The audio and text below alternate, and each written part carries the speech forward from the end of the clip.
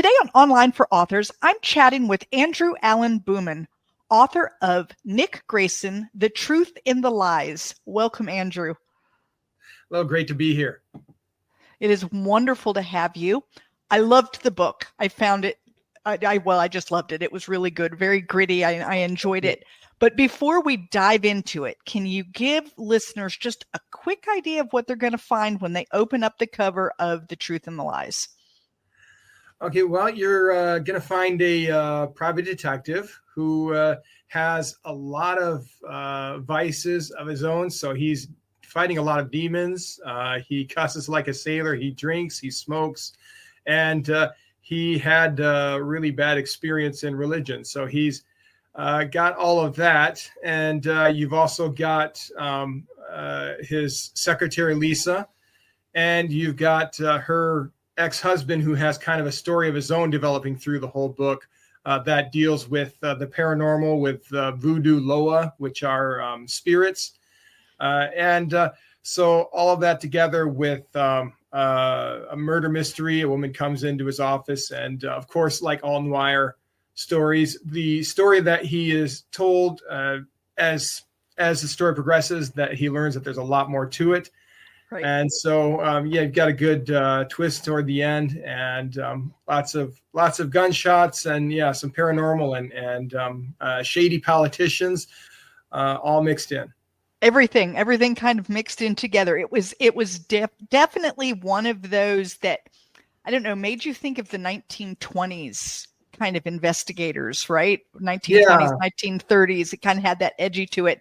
And I liked his character because he was kind of like lost in another time. Yeah. That was kind of what I was trying to do. If you were to take Mickey Spillane's Mike Hammer and Raymond Chandler's Philip Marlowe and kind of mash them together, I think that you'd kind of get Nick Grayson. And that's sort of the idea is, he belongs to this other era, but he's in the modern day. I think that actually speaks a lot to people, because I think a lot of people kind of feel that way, actually. I would think so too. There are quite a few people who feel like the technology in the world has kind of gotten away from them, and they would just be more comfortable with a typewriter and a phone with the cords and everything else. And so that's funny, because when you walk into his office, kind of his stuff is very much that way. Right. Lots of paper and ashtrays and et cetera. And then Lisa is over there on her computer, and she's doing all of the up-to-date things. And without her, he can't function, but he doesn't know what to do with any of that. Yeah. Yeah. Absolutely. Right. He's even got an antique telephone in his office. Yeah. And it makes me laugh, because I'm thinking most people wouldn't even know what to do with that nowadays. Yeah. So Nick is definitely not your all-American clean-cut guy. No. There's nothing about him. So he drinks too much, like you said. His office is filthy. He kind of treats women like objects, calls them doll and babe, and he's kind of that guy. What made you decide to do this kind of character versus, the bazillion other ways that you could have said, hey, this is how I want my detective to be? Yeah, well, that starts out many years ago, because with my own background, I grew up fundamentalist Christian, really, really believed in it. And for many years, I was after I got out of Bible college, and I wanted to start a church. And at that same time, like, the idea of Nick Grayson was there in my head all those years ago. But when I would write him then, he was always a very clean-cut detective. It was always sort of the white hat, which, if you know anything about Noir, that doesn't work. It just doesn't work. And I never could seem to get it. I tried writing him in Salt Lake City at one time, and then I forget, I put him somewhere else. But it never really would come out. And then, during the pandemic, really, I had what I could only describe as a spiritual awakening. It was very profound for me. And stepping away from fundamentalism, stepping out of it, I didn't know how to describe it. It's just like coming out from under a canopy where a sky has been painted, and you think that's the way it is, and you come out and you see the real sky. And so I started to have my own issues with a faith that I had once really loved. And I kind of tried to put Nick in the same vein then, because with Nick, I wrote him as an ex-Catholic. I don't know, I thought that the faiths were similar enough. There's a big difference between fundamentalist Baptist and Catholic, but I thought the faiths were similar enough that when Nick expresses his own doubts and his own frustrations with his religion, it's really my voice coming out through him. And then, he's had a very difficult past because he was molested by a priest. And so that figures into a lot of why he is the way he is. It's just sort of twisted him around. Now that's great that's what's really great about noir fiction, because it takes twisted individuals and helps. And these are the people that try to win the day with all of their faults and all of their problems.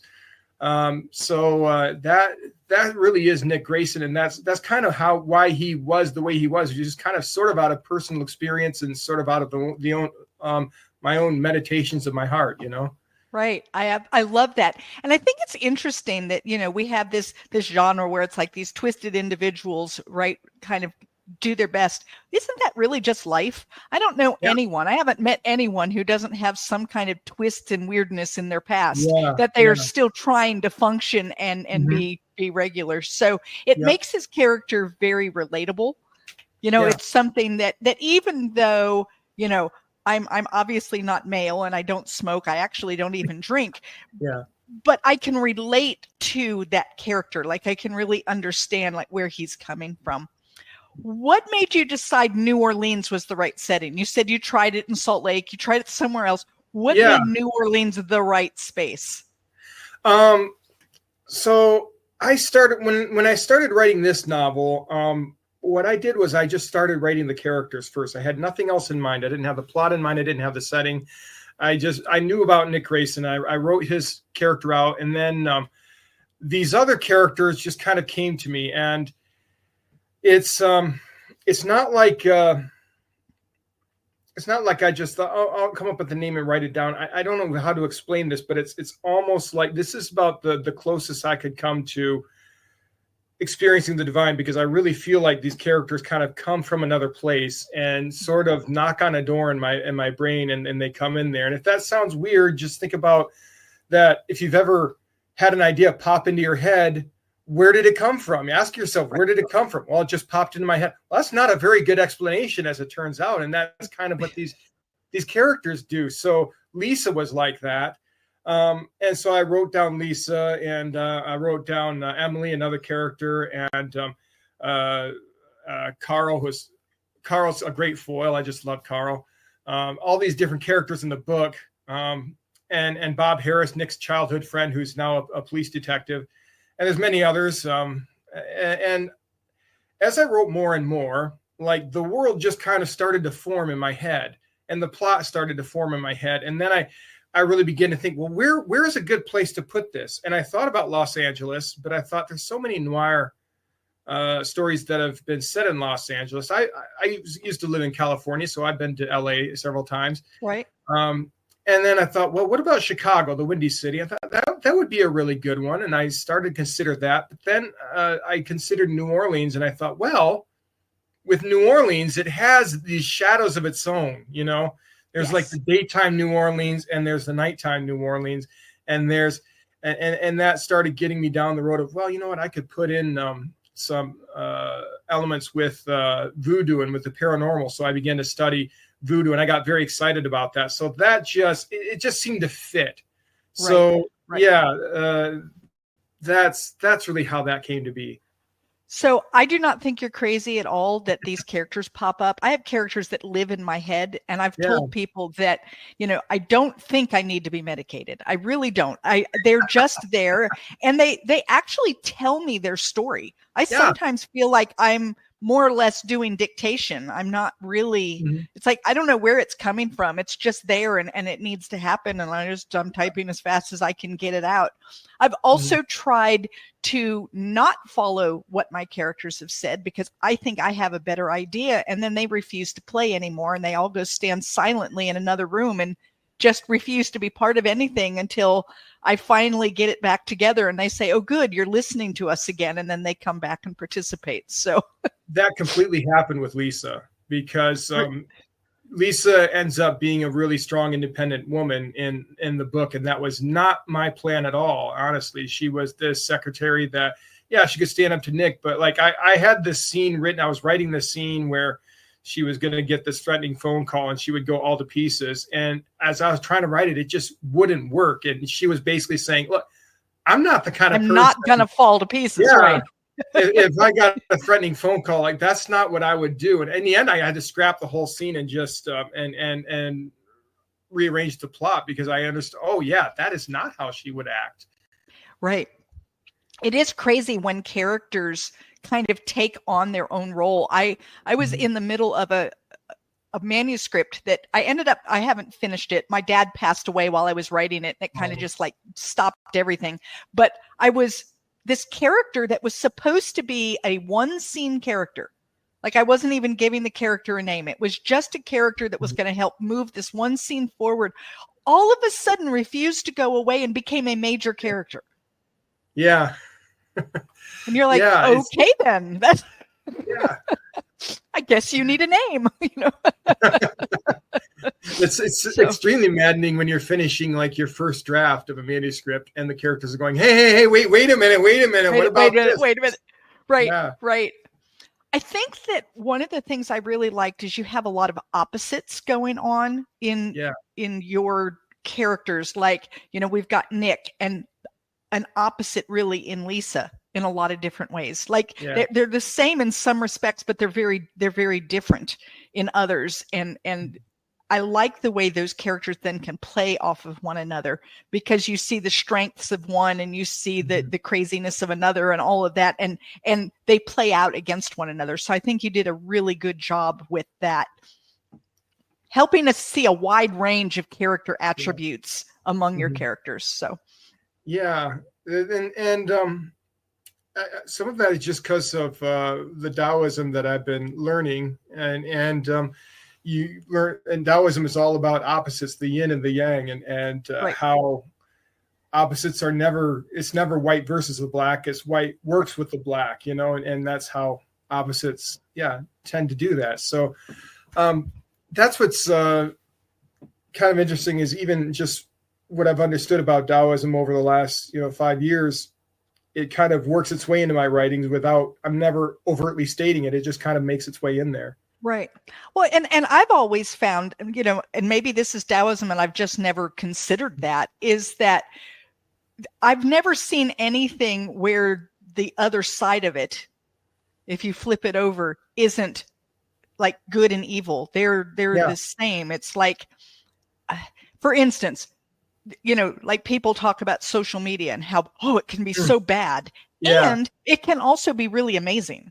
Yeah, absolutely. It's what does one do with it? It's the same thing. Social media is social media. You can use it for good things or for bad things, and have. So I feel like that's maybe what you're talking about, is that idea that it's like they're really not separate. No, not at all. It's just which side are you looking at? Or I think about traits where, people call you stubborn. Well, stubborn isn't a very nice term, but you can call me determined and I sound a lot better. And it's the same thing. It's the same trait, right? Yeah. So that's like even in the yin yang symbol, you have a black snake trying to eat the tail of the white snake that's trying to eat the tail of the black snake. But both of them know that they dare not eat the other one, because if they do, the game is over. Right. And that's kind of how life just keeps on going on and on in these in cycles like that. Absolutely. Now, I have a feeling I know the answer to this question based on a few things you've said, but are you a plotter or are you a pantser? Oh, I am a planster. I would put myself kind of in the middle. I write out a very good plot and I try the best I can to stick with it. But I also allow myself a little bit of play. So with this book, the first draft that I wrote, it was just way too short. That was the first thing I noticed about it.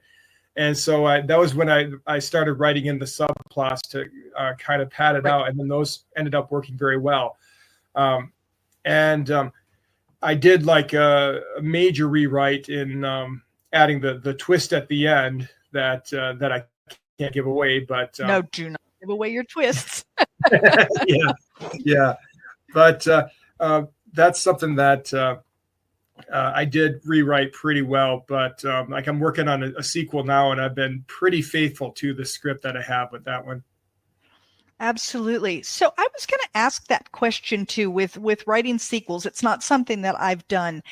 How do you keep up with all of the nuances? Because you have some very nuanced characters who've said and done certain things. And then you go to your next book and you have to make sure you're not contradicting. How hard is that to keep up with that? Because I have a problem within my own first book. I'll be writing something and I'll think, shoot, what did she say back then? Did she talk about what, and I have to go back and find it. How do you do that book to book to book? Just very carefully, I guess. I'm digging more into Nick's childhood with this one too. So I did have to look at what did I say about Nick's childhood in the first book. Sometimes I have to just go back and reread sections of my book to make sure that I'm not contradicting yourself. ruining the congruity of the stories. Yeah. Right. I would think that would be really a difficult thing. Mm-hmm. Did you have to do a lot? You talked about some research. You said you did some research into voodoo. Did you do any other research like into like New Orleans in general or private eyes in general or anything like that? And what did that research look like? Well, it's funny because as I was writing the book, I started getting more into noir fiction. I knew a little bit about it. I'd read some things. I'd read some of Mickey Spillane's novels, and I started getting into it more. And it's funny because as I was writing, I was like, oh, yeah, I actually made a mistake there because that's not how you write. Like I had to kind of learn how to write it as I was writing it, sort of like jumping off a cliff and building the airplane as you're going down. Right. That tends to be my method of doing things. I'm always the jump in feet first and then figure it out on the way. So yeah, that was totally how that works. So I read a lot of, I like the Mike Hammer novels. They're actually very different noir from anything else because he was writing in the 50s after World War II, and a lot of it was pre-World War II. So I read some Chandler and some Dashiell Hammett as well, and just trying to kind of understand more of the world that I was creating. So I've forgotten the question. I'm sorry. I was just talking about research. Yeah, okay, research. Okay, so I was doing that, and then New Orleans. It's interesting because I've been to Chicago, I've been to LA. I haven't been to New Orleans, and I actually would like to at some point, but it's long distance from Iowa where we live. But I did, kind of look into, especially the French Quarter, and some of the things there. There's a place in the French Quarter that I put in the book, and was the Royal Sonesta. I think that's an actual hotel and restaurant there. So I did that. Studied some of the voodoo, which is kind of confusing a little bit. It's funny because you write it, it's like, I'm not sure I got everything right, but I'm trying to do it with as much respect to the religion as possible. Or I don't know if you call it religion or spiritual, whatever you call it. The practice, whatever it is. Exactly. Right? Yeah. So, I did some research into that just to try to make sure that I had everything as good as possible. A little bit into Catholicism too, just trying to understand another character, Father Russo, and his world. Father Russo is the priest that raised Nick after the departure of the priest that had molested Nick, and so he had some trouble raising Nick as well, and they have kind of their own scenes where they talk to each other, and tried to get all of those details as accurate as I possibly could. Right. That's what I try to do when I'm writing as well, is I remind people that I'm writing a fiction novel and that I can only get things as accurate as I can based on what I can find. So they may find errors, but I really don't want to, without any thought, put errors out there. Like I really want to try. Like I want you to be, if you're in New Orleans, I want it to feel like you're walking in New Orleans, and that you've got enough details that it feels that way, right? Well, the funny thing is, it kind of becomes, as I write, the New Orleans that I'm writing about, it becomes this fictitious world that's a little bit different than the world of New Orleans. And, I've got a very corrupt mayor and a very corrupt, and he kind of runs the police department a little bit. And you've got some other corrupt figures in there. So is it totally like New Orleans? Well, it's kind of like a fictitious rendering of New Orleans, not exactly like you would see it, Right. Well, it would be as New Orleans would be should it have a corrupt mayor. Yeah, exactly. Yeah, and you're not claiming that they do. You're claiming that if they did, it would look something like this based on what I know. Yeah. I love that. So you did talk about the fact that you're writing the next in this series. Yes. How long do you plan for Nick Grayson to go? Is this going to be a long-term, several book project? Do you in your mind know it's only 3? Where are you going with it? I have so many books in my mind for it. This next one is called Pure Evil. We're going to look not only at Nick's current case, it's set during Christmas in New Orleans, but also we'll look at his childhood. So it's going to go back and forth between present time and the 1990s. I've got, and Lisa's character is going to develop a little bit more too, because she's not going to be totally content just being his secretary. So you'll have that to look forward to as well. We get into, I have another one just in my mind as well, just set during Mardi Gras, and which I haven't started on, but it's like I already know which direction I want to go with it. And I have a great title for it, The Mardi Gras Murders. I just want to, it's kind of funny because I want to get started on each and every one of them, and I can't do that. Yeah, I know. I have to write a few things down so that and then I tell myself I've got it written down and I won't forget. Now let me get back to what I'm doing. I can't write all 3 at one time, right? Yeah, right. Exactly. Absolutely.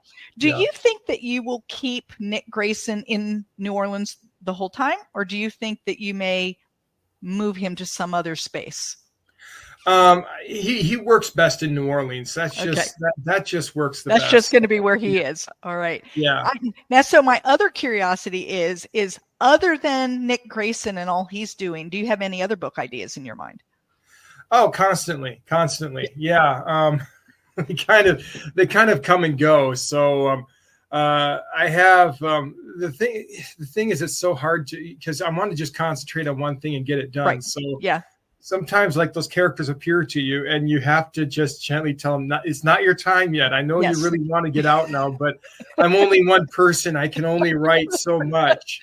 Right. And it's really hard, I think, too, if you're writing a series to then try to bring in something else, too, because now you're trying to keep not only your series straight, but now you're adding in a whole nother set of, like, I don't know how people do it. I have a friend who often is writing 2 different series. Like she'll write one book in one series and then she drops it and goes to a different one and then goes back and forth. And I'm like, oh my gosh, I don't think my brain is capable of that. Yeah. So when do you think book number 2 of the Nick Grayson series will be out? What's your hope? The plan is for Thanksgiving. I want to get it out by Thanksgiving. Soon. Yeah. It's written. It's completely written. I'm just doing a kind of a second draft, but I think like the first book I think I did 4 different revisions before I put it out. And this one, I just feel like it all came together really well. So a second draft. Books do that. Yeah. And that's my plan, is to get it edited and formatted and everything and out there by Thanksgiving. So fingers crossed, that's what I'm hoping for. And what's its name? Pure Evil? Pure Evil. Yeah. Pure Evil. So that will be out for Thanksgiving in time for Christmas, folks. Yes. Hey guys, if you want to keep this conversation going, head on over to Novels and Latte Book Club on Facebook. There you're going to have the opportunity to win a free digital copy of Nick Grayson, The Truth in the Lies. Tell me something you liked or learned about this podcast, and you will be in the drawing. So, Andrew, if someone wanted to get up with you, talk with you about your writing, talk with you about Nick, maybe give you some suggestions for ideas that they have for his character, how do they do that? What's the best way to get up with you? I'm on Facebook. That's my main hangout. All right. And also, I'm on X. I'm on Blue Sky, Threads. I'm on Instagram. I have a bi-weekly email newsletter that I send out, and that's more that does not only into Noir, but that's also more of the spiritual stuff, the Taoism. I talk about deconstruction from Christianity, and I usually do a book review. So that's at thesagewanderer.beehive.com, beehive with two BEEHIIV, beehive.com. Okay. Two eyes. Yeah. That'll all be in the show notes, guys. Wonderful. Well, Andrew, I want to thank you for being with me. Readers, run right out, grab the book. You're going to love it. It is really wonderful. I couldn't put it down. It was a great read. And I want to thank you for being with me today. Thank you. Thank you for listening to Online for Authors, where I, Terry M. Brown, author of character-driven fiction and host of the podcast, introduce readers to characters they'd love to invite to lunch. Tune in next Tuesday for another podcast episode.